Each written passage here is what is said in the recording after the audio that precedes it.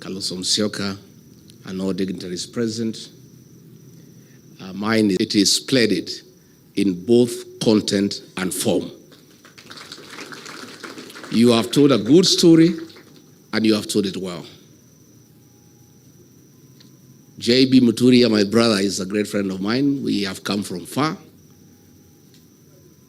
We were trying to make Uhuru Kenyatta president in the year 2002, together with Murade.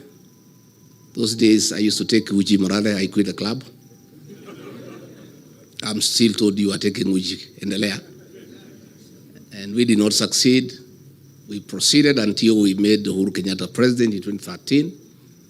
And he became speaker. I joined him as a member of parliament in the 12th parliament.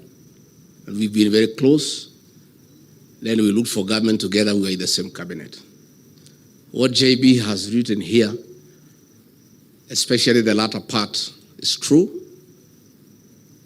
And in the cabinet we served under Gidenji. JB and I were the only true, honest people. When I left, he was left as the only one who is honest. When he left, there's nobody in that cabinet who is truthful. The rest are flower girls and yes, sir. And this is a good story, and these stories must be told. I'll be telling mine, but not now. I'm too busy. I have some work to do. But I'll be doing a good work on the Ruto betrayal as we go on. It's good to tell this story because JB tried to bring order to government like he had brought in parliament. And JB was a good speaker. Despite the fact that he came from TNA, he never became a youth winger for Uhuru Kenyatta. JB and Kenneth Marede were two great speakers. It's unfortunate the speaker we have today is a youth winger. You find him in empowerment forums giving people maharagwe. And for that, JB, we salute you. You created order in parliament. You tried to create order in government and you got in trouble, like myself. That's why we are out with you in the trenches. Because you tried to create order. Let me confirm to the people of Kenya that JB Muturi as Attorney General saved this country billions of shillings by refusing to sign shady deals that were laced with conflict of interest and state capture. I remember when one day he was in Dubai and William Ruto called me very annoyed and very angry and full of abuse, abusing JB Muturi in all manner of abuses. Wewe regiji, tafuta hiyo mtu yako ya bere, hiyo mjinga. Bure kabisa hiyo mtu. Hii sanamu mlitoa wapi mliletea mimi as Attorney General? Tell him, nitafuta yeye kazi. I'm telling him to do things he cannot do. Tafuta yeye, si ni mtu ya kabila yako? Huyu Ruto anasema hataki ukabila. Tafuta yeye and tell him to sign those things. Hey, I called JB. Hey, AG, where? Boss is burning. He is all over. Kwani umefanya nini? What have you done, my brother? You are in trouble. He said I was coming. I'm at the airport, and the boss has called me. I met some business people there and signed a contract on the runway. And I've said I can't. I need to look at the document, give it to people at the chambers, interrogate, and advise government whether it's in order or not. I cannot sign. So I called the president. I said, no. Boss, what you're asking JB to do is wrong. He's on transit, and he's being given documents by people he doesn't even know to put his signature as Attorney General that it is right. And he stood his ground. He was trying to call government to order. I remember one day we were in Naivasha for a conference for cabinet secretaries and principal secretaries. And William Ruto called me to his room again and abused me and my community because of JB Muturi. Hii Mkabila, hii mtu yako ya bere, bure. Hebu muite hapo mwambie hiyo vitu nimwambia afanye. And he should not tell me anything. I'm the president. I am not a lawyer, but I'm the president. What I want must be done in this country. Can you look for him and you get back here uniambie? So nikatafuta JB, nikaita yeye kwa room yangu. JB, again wewe, you have robbed my boss the wrong way. What's the problem? JB said he is asking me to sign a deal to buy land with the funds from the Settlement Trust Fund, SFT, for putting up an industrial park. This fund, by law, you can only buy land to settle squatters, to settle Kenyans who are landless. You cannot use it to buy land for any other purpose. I cannot do it as Attorney General. Please tell him I will not do it. So I went back to him, I said, it cannot be done. And he has explained to me, and I agree 100%. So when J.B. Muturi says we need to call the country to order, he has lived those words. And he was my soulmate in cabinet. Because he was only the truthful person who is fearless. One day, when they are in cabinet committees, the president had tasked his tribesmen there in cabinet to keep him informed on the deliberations in cabinet committee by text.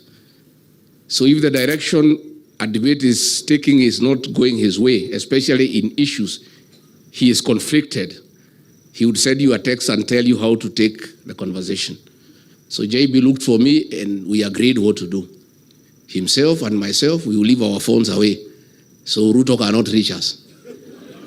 By the time he has been told what he wanted is not going the right way, to a petition. And he has told you, I would say, I rose finance bill, everybody. Oh, Mkubwa Mzuri, I said, boss, this thing cannot be accepted by the people of Kenya and will have an egg on our face. Kenyans will not take this finance bill. He took me to task, I said, no. I told the Secretary to Cabinet, Mase Wajau, put it on record for posterity. I have said, no, it will not work. So when it did not work, we went to Cabinet. I wanted to revisit the matter, Kakata. I said, boss, can we go back to what I had said? After the agencies brought a problem. The worst, of course, is when JB's child was abducted by the National Intelligence Service. And he called me, William Ruto was out of town, and said, Deputy President, my son has been abducted. I'm talking to everybody, they are taking me in circles. This is not acceptable. And for your information, if your child is missing and is suspected to be the hands of the police or security agencies, you go to court and file what you call a habeas corpus, compelling the Attorney General to produce the person, dead or alive. So J.B. Muturi asked me, as Justin Muturi, if I file a habeas corpus against the Attorney General of the Republic of Kenya, whom will it be served upon? So I called Kindiki, Mr. Yesa, he took me in circles. He was in Interior.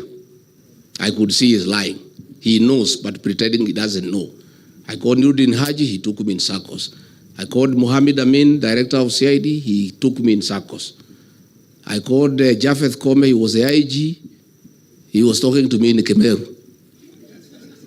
And they were all taking me in circles. And I called William Ruto, he was out of town. I said, Mr. President, Your Excellency, we have a problem in our hands. The son of your Attorney General has been abducted. He sits in the National Security Council. He is here with me asking why anybody would abduct his son. And he sits in the National Security Council. He is a principal legal advisor to the government. If anybody had a problem with his son, it's just asking AG, can your son turn up here? I said, this is not right. Wewe Rigiji wacha fitina bana. Wewe umenisumbua. Kila siku unanipigia simu fitina. Abducted by who? In which country? Wewe bana usinisumbue. Usilete mimi fitina. He's put on the phone. So I told JB, go and face him. He knows where your son is. I've listened to him, I know him. And JB took my advice and I alerted him. I told him I will alert you when he arrives. The minute I was told he is 10 minutes away, the choppers were alerting, I said, be at the gate. He went and faced him head on as a man. And JB Pongezi. That's the way to be a man.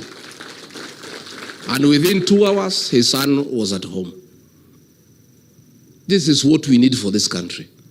Most people are cowards. JB, you didn't want to waste time inviting CSs. They cannot come here. They are cowards. They don't want to be associated with you because of what you say and what you speak.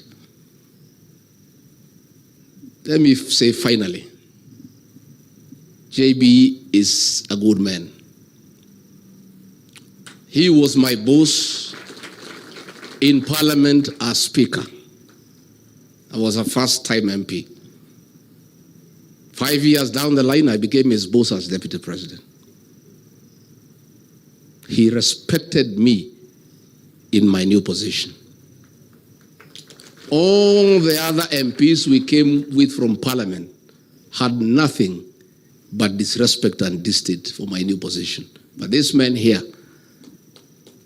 said, God has given you this opportunity, we must respect authority.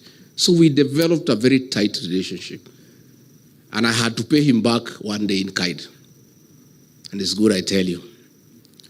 After the Gen Z protests, the cabinet was dissolved.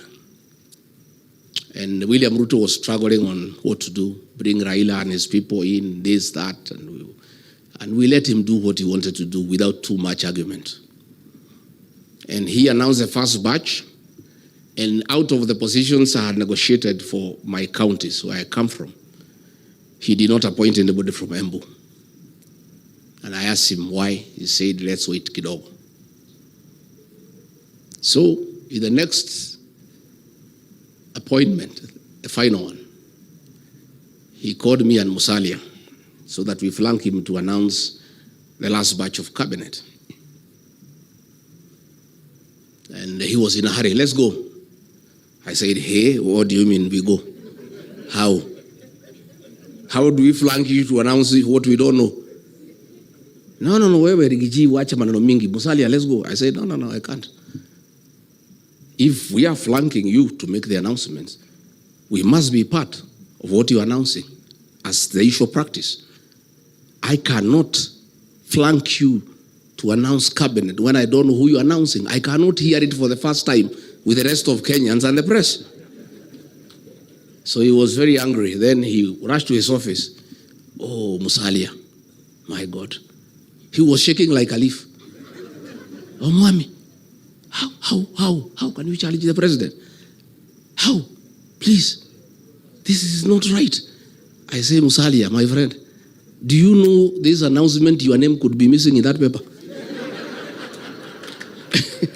The only person who is safe is myself because I'm elected. So mimi hata nakusaidia. So he went and brought the list and threw it at me. I looked at it and found that JB had been dropped from Embu and he had put somebody else. And then I asked him, who is this? I don't know him. You have not consulted me. We had an agreement. Who is this? Oh, is somebody says Barida brought. I said, no, I cannot be party to that decision. Because the other time, you appointed somebody from Meru. I did not argue with you. The people of Meru were asking me, who is this? I don't know. Where is this home? I have no idea. This person I don't know. So if that is your choice, go ahead and announce. I cannot accompany you to make that announcement. He said, wewe Rigathi. Hii ukabila yako itakufikisha wapi? I said, Mr. President, I am not party to that decision. How do I accompany you to announce something I'm not part of? And the people of Embu will be asking me, who is this? But if I'm not there, just go ahead and announce. He kept quiet like 3 minutes. He said, he threw a pen at me. He said, toa hiyo mtu weka hiyo JB yako hapo. This JB, you are crazy about this JB. I said, but Mr. President, this is a good man. And I chair the cabinet committee. This is a solid minister. All the other people you are putting and you have returned, most of them are useless. I sit there and I have listened to this man, and he means well for this country. So why do you want to remove him? What is it that he has done? So he said, chukua. Mimi nikachukua kalamu, nikafuta hiyo mtu na kalamu ya wino, nikaweka Honorable J.B. Muturi. Nikamrudishia. But then I told him, because I know you, if we go there and you announce the other name because I think that is what you want to do, I'll walk away when the press is live. So that's how J.B. Muturi got his job back. And after that, I was thrown away, and he followed me. I'm sorry I was not there to defend you another time. So I want to say, as we celebrate J.B., this country is blessed with a great leader, a steadfast man, a great man. And J.B. Muturi, as you have been told to put order into this table, if the formula of nominating a single presidential candidate favors me, and I'm elected as president, you'll play a very important role in my government.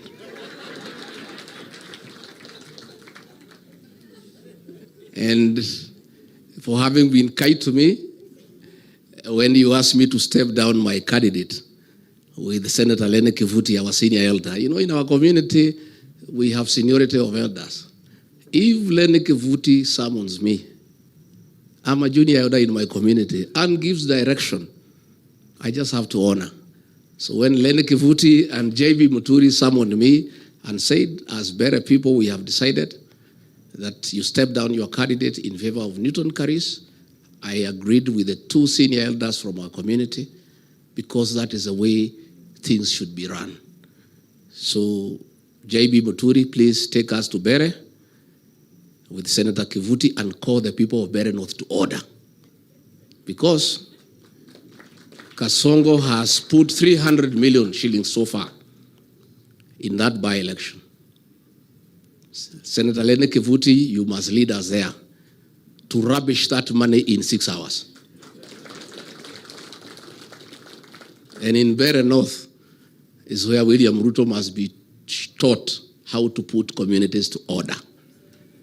And J.B. Muturi, mi nakutakia mema. I'm sorry I've taken a little bit longer, but I wanted to tell you about this man. And where we are as a country, we need such people. J.B. Muturi and myself could not last in that government. The leader of that government is a pathological liar. I have actually serious doubt whether his real name is William Ruto. We are just too honest and too truthful. And for those we have joined hearts together, Stephen Kalonzo Musyoka, Fred Matiang'i, Eugene Wamalwa, Martha Karua, please get used to me, and JB will be very truthful to you. And always take it well, because we mean well for this country. And for you to help this country, you must be truthful, not only to yourself, but to the people of Kenya. Asante sana na shukuru sana.